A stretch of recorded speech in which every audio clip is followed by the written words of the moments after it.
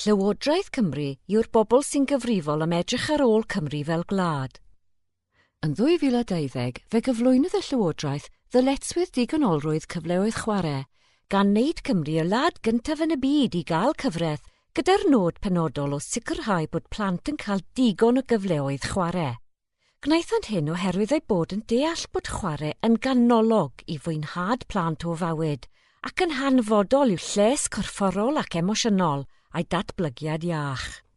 Fodd bynnag, maent hefyd yn cydnabod y gall rhai agweddau ar ein cymdeithas fodern gyfyngu ar amseroedd a lleoedd chwarae plant, ac felly maent am weld mwy yn cael ei wneud i helpu i greu amgylcheddau lle gall plant chwarae'n rhydd ac annog cymunedau i fod yn fannau sy'n croesawu chwarae plant.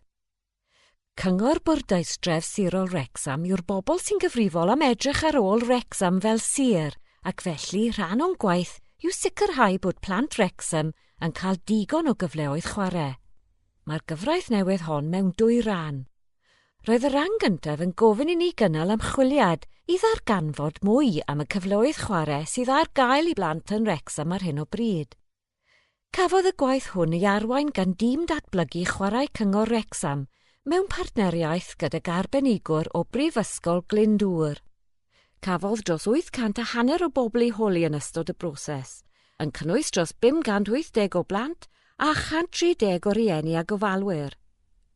Golyga ail ran y gyfraith felly fod yn rhaid i ni gymryd camau i sicrhau digon o gyfleoedd chwarae i bob plentyn, ar sail yr hyn a wyddo ma'n chwarae yn Wrecsam. Yn yr achosion hynny, pan fod cyfleoedd eisoes yn ddigon da, golyga hyn fod angen i ni sicrhau ei bod yn aros felly, ac yn yr achosion hynny, pan nad ydynt yn ddigon da, mae angen i ni geisio gwella'r sefyllfa. Mae gweddill y cyflwyniad hwn yn ymwneud â'r hyn y gwnaethom ei ddarganfod wrth gwblhau'r asesiad digonolrwydd cyfleoedd chwarae, a'r blaenoriaethau a nodwyd gennym ar gyfer gwella'r sefyllfa. Beth yw digon? Mae chwarae yn allweddol i fwynhad pobl o fywyd, ac felly ystyr digon yw pan fydd pobl yn dweud eu bod yn fodlon ar cyfleoedd sydd ar gael iddynt, pan fyddan nhw yn teimlo bod ganddyn nhw fynediad i ddigon o gyfleoedd chwarae. Felly fe wnaethom ddiffinio deall fel y pwynt pan fydd pobl yn symud o ymdeimlad cyffredinol o anfoddhad pan fo angen mynd i'r afael a nifer o broblemau mwyn gwella eu cyfleoedd chwarae. I ymdeimlad cyffredinol o foddhad, pan fyddent yn nodi mae gwelliannau bychan yn unig sydd ei hangen i wella ansawdd eu cyfleoedd. Mae cael digon o gyfleoedd chwarae yn dibynnu ar amrediad eang o ffactorau. Y gellir ei grwpio i 2 thema, sef amser, lle ac agweddau. Amser, sef sut y bydd amser plant yn cael ei drefnu a beth arall y mae'n rhaid iddynt ei wneud a'i hamser. Lle, sef nifer, dewis, ansawdd a lleoliad. Ac agweddau, sef y caniatâd a roddir i'r plant, y disgwyliadau sydd gan bobl ynghylch plant, a barn pobl am eu cyfleoedd chwarae. Mae cael digon o gyfleoedd i chwarae yn eithaf tebyg i wneud spaghetti bolognese. I wneud bolognese da, mae angen cymysgu'r cyfanswm cywir o gynhwysion at ei gilydd ar yr adeg cywir. Yn yr un modd, mae cael digon o gyfleoedd chwarae yn ymwneud â mwy na lle, amser ac agweddau. Mae'n ymwneud â'r holl bethau hyn gyda'i gilydd, oherwydd mae'n oll yn effeithio ar ei gilydd. Enghraifft, bydd eich barn am eich amser chwarae yn dibynnu ar y lleoedd y gallwch gael mynediad atynt ar yr adeg hwnnw, a'r math o agweddau y byddwch yn dod ar ei traws yn y lleoedd hynny. Dim ond trwy fynd i'r afael ar holl faterion hyn, gyda'i gilydd y gallwn wella cyfleoedd chwarae plant. Cyflwr cyfleoedd chwarae. Wrth sgorio pa mor fodlon yr oeddynt a'u cyfleoedd chwarae, rhoddodd 70% o blant Wrecsam sgôr o 7 neu fwy allan o 10, sef da neu gret, a nodwyd bod gan y plant hyn fynediad i ddigon o gyfleoedd chwarae gan nad ydynt yn dweud bod llawer o le i wella. Dywedodd 20% o blant fod eu cyfleoedd chwarae yn iawn ond bod angen gwelliannau, sef sgôr o 5 neu 6 allan o 10. Wrth ymateb, Roedd 10% o blant o'r farn bod eu cyfleoedd dim yn dda neu'n wael, sef sgôr o llai na 5 allan o 10. Golyga hyn fod mwy nag un mewn 4 plentyn yn anfodlon eu cyfleoedd chwarae, a nodwyd bod y plant hyn yn wynebu diffyg cyfleoedd chwarae.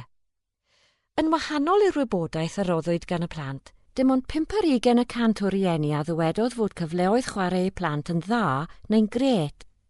Roedd 35% o'r farn ei bod yn iawn, ond atebodd 20% ddim yn dda neu gwael. Amser i chwarae. Mae rhan fwyaf o blant yn cydnabod mae'r amser chwarae gorau yw'r adeg pan maent yn rhydd i wneud fel y mynont, ac mae'r adegau pan fydd pobl eraill yn dweud wrthynt sut i ymddwyn neu weithredu yw'r amseroedd lleiaf cefnogol i'w chwarae. Fodd bynnag, dywedodd 2 rhan o 2 o blant ei bod yn treulio rhan fwyaf o'i hamser yn ystod tymor yr ysgol mewn lleoedd sy'n rheoleiddio neu'n cyfyngu ar eu hymddygiad.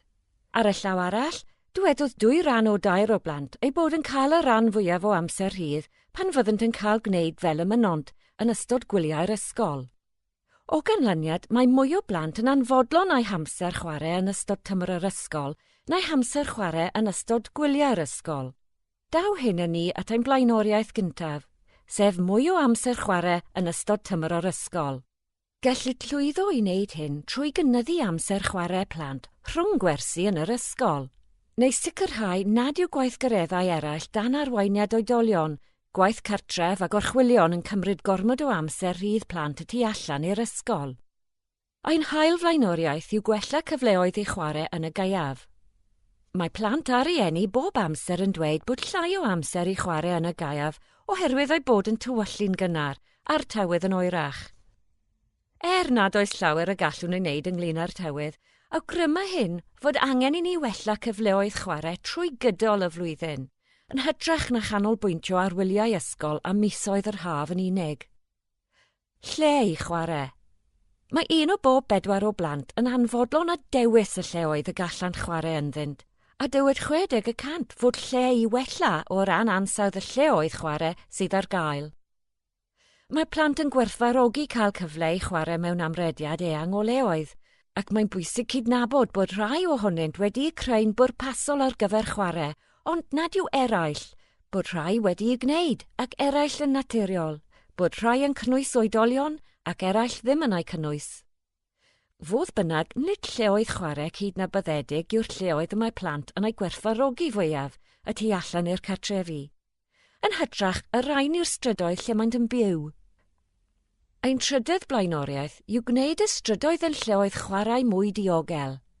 Mae plant yn rhestru goleuadau, palmentydd, lonydd cefn, cul-de-sacs a phonciau arafu ymhlith y nodweddion sy'n ei galluogi i symud a chwarae'n rhydd.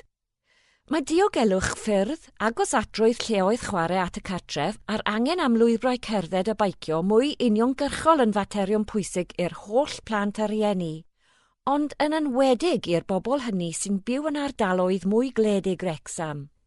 Y bedwaredd flaenoriaeth yw sicrhau dewis ehangach o leoedd chwarae. Mae plant yn gwerthfawrogi cael mynediad i amrywiaeth o leoedd lle gallant fwynhau gwahanol mathau o brofiadau chwarae. Hefyd, ymddengys bod llai o broblemau yn gysylltiedig ag agweddau pobl eraill pan fydd gan blant fynediad i ddewis ehangach o leoedd chwarae. Mae'n debyg bod hyn oherwydd bod gan y plant fwy o ddewis o ran gyda phwy y maent yn rhannu'r lle hwn, ac felly maent yn ei chael yn haws i osgoi sefyllfaoedd lletchwith. Ein 5 blaenoriaeth yw sicrhau bod lleoedd chwarae yn agos at gartrefi plant. I blant a rieni, mae agos atrwydd lleoedd chwarae at eu cartrefi yn ffactor pwysig, ac mae'n debyg mai dyma pam y mae plant yn rhoi cymaint o bwyslais ar chwarae yn y strydoedd ger eu cartrefi. Mae blaenoriaeth 6 yn canolbwyntio ar wella dyluniad y lleoedd chwarae. Mae plant yn gwerthfawrogi lleoedd hyblyg y gallant ei defnyddio a'i haddasu mewn ffyrdd amrywiol, sy'n gallu ymgorffori nodweddion gwneud a naturiol, yn cynnwys coed i'w dringo, elldydd y gallant rolio i lawr arnynt, lleoedd i guddio a chyfleoedd i adeiladu cudd-fannau. Mae blaenoriaeth 7 yn ymwneud yn benodol â gwella dewis o ddarpariaeth sydd ar gael i blant yn eu harddegau neu bobl ifanc. Trwy wella cyfleoedd i blant yn eu harddegau, dywedodd plant a rieni y gallwn hefyd greu lleoedd i blant iau. Dywedodd pobl ifanc hefyd fod diffyg lleoedd cyhoeddus croesawgar a bod angen cludiant cyhoeddus rhatach i'w helpu deithio amgylch. Agweddau i chwarae. Mae 1 mewn 4 o blant yn anfodlon ar agweddau at chwarae y maent yn dod ar eu traws. Fodd bynnag, bob tro y gwnaethom siarad â phlant, roedd ganddynt bryderon ynglyn ag agweddau pobl eraill a sut y gallant gyfyngu ar eu chwarae. Enghraifft pan ofynnwyd iddynt ynglyn â'i hamser chwarae, soniodd plant am yr agweddau roeddent yn dod ar eu traws ar yr adegau hyn. Felly, blaenoriaeth 8 yw gwneud profiad plant o amser a lle yn fwy hwyliog. Mae plant yn gwerthfawrogi gweithgareddau dan arweiniad oedolion yn yr ysgol a'r tu allan i'r ysgol, ond ceir enghreifftiau lle nad yw'r cyfleoedd hyn yn cefnogi chwarae oherwydd cyfyngiadau ar ddefnydd o wahanol leoedd neu diffyg caniatâd i gymryd rhan mewn gwahanol fathau o chwarae. Trwy annog oedolion sy'n dylunio ac yn darparu gwasanaethau i blant i gefnogi a deall ymddygiad plant wrth chwarae, gallwn wneud i blant daimlo'n fwy cadarnhaol am yr amser maent yn ei dreulio yn y lleoedd hyn. Mae blaenoriaeth 9 yn canolbwyntio ar newid agweddau rhieni a rhoi caniatâd i blant chwarae. Mae gan rieni bryderon am ddiogelwch sy'n gysylltiedig ac agweddau pobl eraill, caer a thraffig. Mewn rhai achosion, mae'r pryderon hyn mor ddifrifol fel bod rhai rieni yn anfodlon rhoi caniatâd i'w plant chwarae allan. Felly, mae angen i ni ddod o hyd i ffyrdd i gynorthwyo rieni i daimlo'n fwy hyderus am ddiogelwch eu plant. Mae blaenoriaeth 10 yn ymwneud â gwella'r cymorth i blant anabl a phlant sydd ar gyrion cymdeithas. Roedd y plant oedd lleiaf bodlon yn fwy tebygol o fod yn hŷn, a dywedodd dros ei hanner nad oeddent yn chwarae allan o gwbl, ei bod yr un oed â phlant eraill sy'n chwarae allan yn rheolaidd. Hefyd dywedodd 20% ei bod yn anabal. Mae'n debygol felly bod y rhwystrau chwarae sy'n wynebu'r plant hyn yn fwy difrifol na'r rhwystrau sy'n wynebu'r rhan fwyaf o blant eraill, ac mae'r plant hyn felly angen cymorth ychwanegol. Mae blaenoriaeth 11 yn anelu at wella agweddau negyddol at blant a chwarae. Ni allwn ddisgwyl i bawb gyd dynnu drwy'r amser. Fodd bynnag, ar draws y rhan fwyaf o'r cymunedau, dywedodd plant a rieni ei bod yn wynebu agweddau negyddol at blant a chwarae, ac rydym yn dymuno newid y teimlad anghroesawgar cyffredinol hwn. Yn olaf, mae blaenoriaeth 12 yn ymwneud yn benodol â gwella agweddau pobl at bobl ifanc. Dywedodd plant iau a rieni ei bod yn pryderu'n enwedig am bresenoldeb ac ymddygiad plant yn eu harddegau. Fodd bynnag, pan wnaethom siarad â phobl ifanc, roeddent yn pryderu mwy am gael eu camddeall gan oedolion. Beth fydd yn digwydd nesaf? Bydd y camau gweithredu unigol y byddwn yn eu cymryd i wella cyfleoedd chwarae ar draws Wrecsam, yn newid wrth yn dealltwriaeth o chwarae plant ddatblygu ac wrth i heriau newydd ddod i'r amlwg. Fodd bynnag, bydd ein dull gweithredu yn canolbwyntio ar y 12 blaenoriaeth hyn a byddwn yn cynnal asesiad digonolrwydd cyfleoedd chwarae bob 4 blynedd i adolygu ein cynnydd. Trwy wneud hyn, byddwn yn ceisio sicrhau bod unrhyw gynlluniau newydd a ddatblygir gan y gyngor yn cefnogi chwarae plant ac yn osgoi gosod cyfyngiadau di-angen pellach ar eu hamser rhydd a'i lleoedd chwarae. Byddwn hefyd yn ceisio sicrhau bod gan bawb sy'n gweithio gyda neu ar ran blant ddealltwriaeth dda o chwarae a sut y gallant ei gefnogi'n well. Yn olaf, oherwydd fod ganddynt wybodaeth a phrofiad o gefnogi chwarae plant, rydym yn cydnabod bod gweithwyr chwarae yn bobl a all gynorthwyo cymunedau a theuluoedd i nodi a gwneud y gorau o'i cyfleoedd chwarae lleol. Trwy adeiladu ar yr hyn, rydym wedi addysgu yn sgil ein hysesiad digonolrwydd cyfleoedd chwarae a chydweithio gyda sefydliadau a chymunedau lleol eraill. Rydym yn gobeithio y gallwn symud at sefyllfa pan fydd holl blant Wrecsam yn cael digon o amser lle a chaniatâd i chwarae fel rhan o'i bywydau bob dydd.